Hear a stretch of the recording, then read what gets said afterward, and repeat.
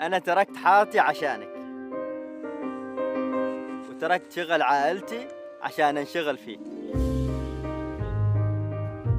ما كمل دراستي الجامعية عشان أدرسك أنت، وقنعت أبوي بحبي لك فحبك. أنا كل صبح وليل ودقيقة ما أقدر أعيش بدونك. وين راح تفكيركم؟ لا يروح تفكيركم بعيد، لأني جالس أتكلم عن ساحرة المستديرة.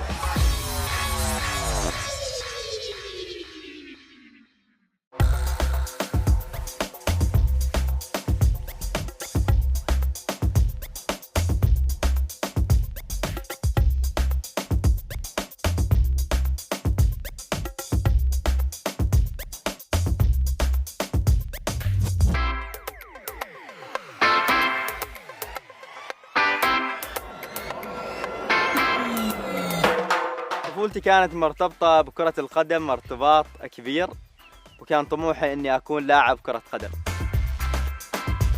أغلب المجتمعات الموجودة معانا هنا في عمان يرتبط شغل أهاليهم بالزراعة أو بالبحر. كان دائما لما يكون معانا موسم حصاد الثمار دائما نساعد أهلنا في المزرعة. في النهاية هذا تراث أجدادنا، فلازم نعمل فيه.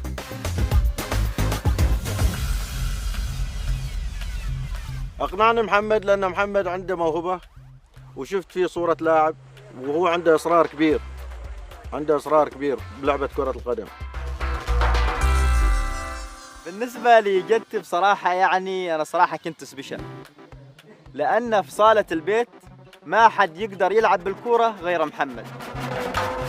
من يوم عمره 9 سنوات يلعب، توقعت أنه بيستوي.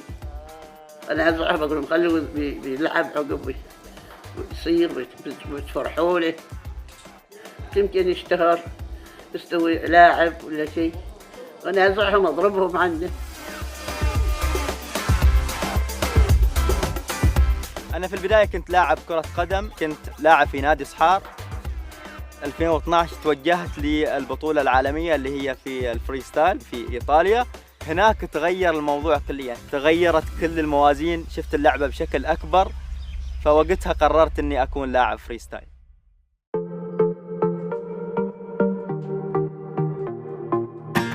ما في مكان مهيأ أني أتدرب فيه، فصالة البيت كانت المكان الأمثل. من ضمن الأماكن منتزه قريب من بيتنا، تقريبا أروح جري يعني ما مشي 3 كيلو رايح 3 كيلو راجع. في البداية الناس كانت مستغربة، تتكلم عن بعض التعليقات لأن اللعبة جديدة على المجتمع وما كانوا فاهمينها.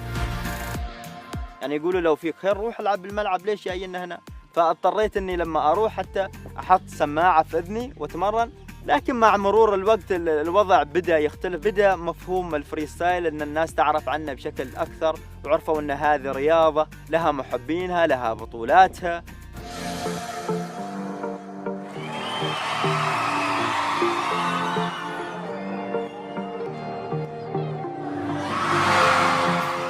يعني أنت تتكلم عن 5 ريال عماني. ما كنت طمعان أبداً بإني أحصل مبلغ كثر ما كنت طمعان إني أوصل للناس والناس تعرف محمد.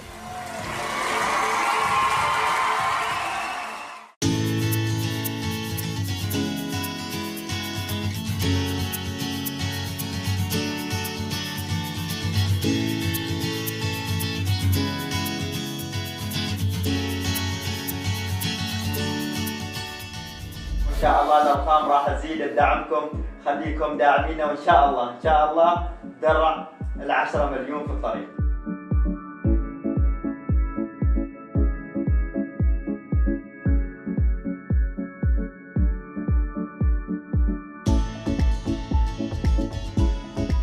بين فترة وفترة أحاول إني أطلع فكرة جديدة بحيث إني أخلي المحتوى اللي أقدمه للسوشيال ميديا حاجة مسلية وممتعة للمشاهد. بعض المهارات أتعلمها من أخطاء، يعني أنا أكون جالس أجرب حركة معينة، من الخطأ في هذه الحركة أنا أسوي حركة أخرى.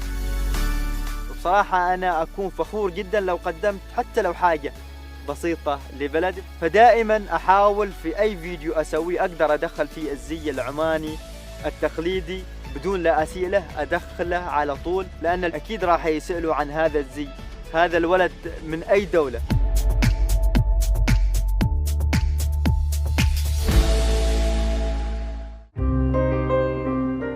احس اني انا عايش عشان العب كرة. يعني الكرة جزء مني، حياتي احسها راح تكون فارغة بشكل كبير بدون الكرة. يعني ما تقدر تفصل محمد عن الكرة ابدا. انه ممكن ان هذه طاحت الكرة ك ك ك ك والله وقف الكلام وقف الحبر جددت والله زين ولا ما زين؟